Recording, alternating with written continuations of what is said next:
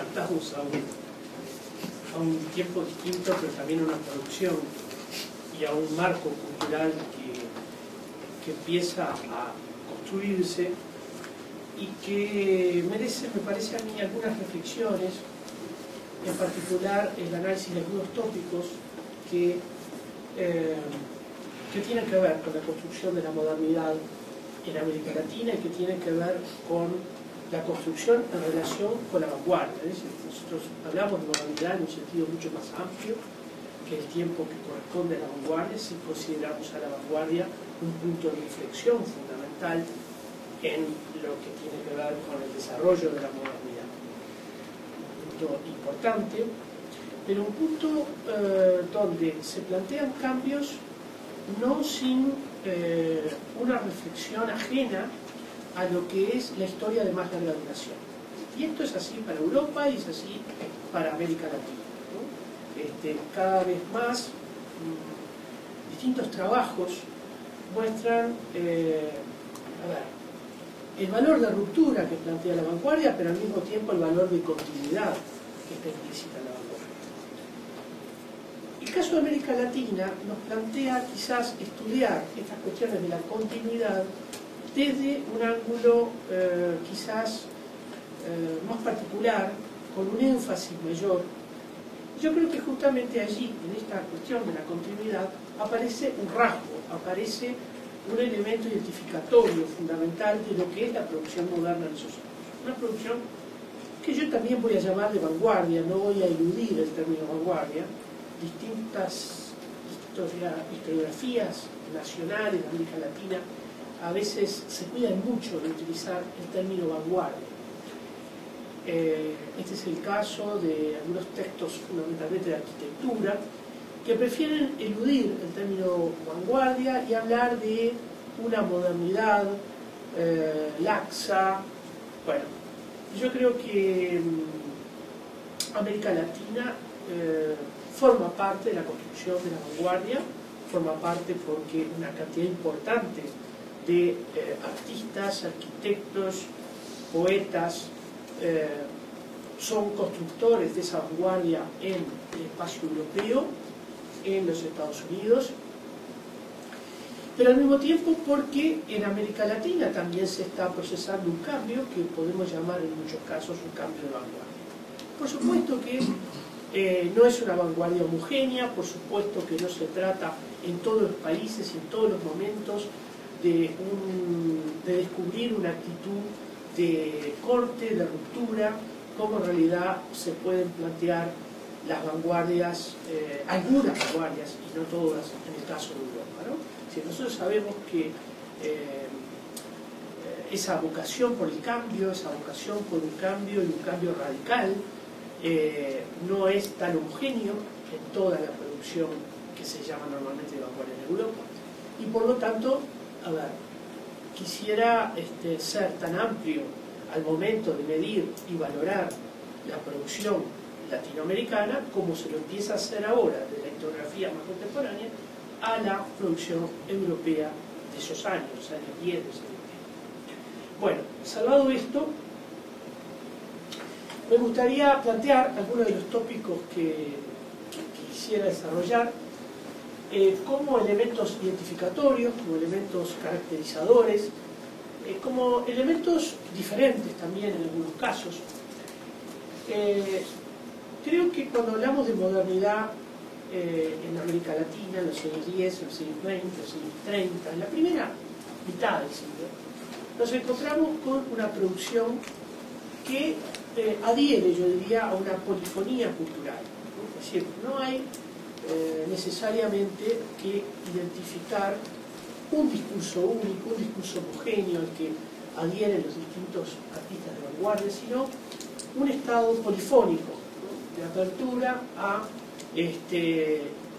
no solamente a la cultura de lo europeo, también a la cultura de lo local, a la cultura en un sentido amplio, ¿no? Esto me parece que es importante, la cuestión de la polifonía.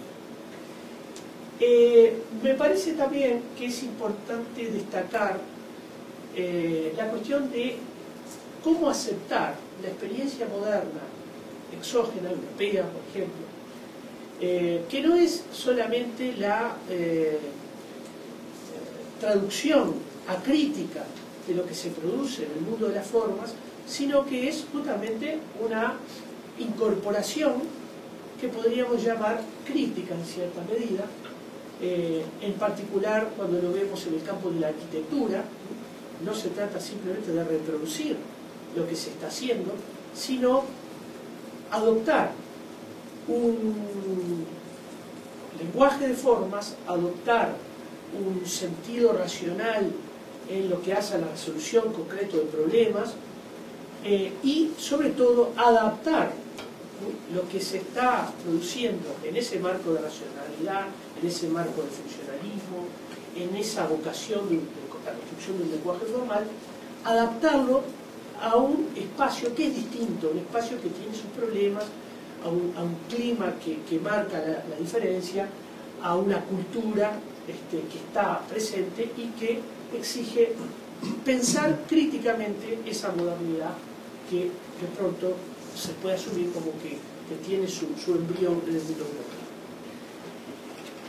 En paralelo con esto, la incorporación de lo local, y acá sí ya salgo de lo arquitectónico, la incorporación de elementos del lenguaje, de las materialidades, de las técnicas, de tradiciones expresivas, lo que hace también a una cultura local que está presente y que los artistas no van a eludir, los artistas van a tomarla como tal y la van a incorporar de tal manera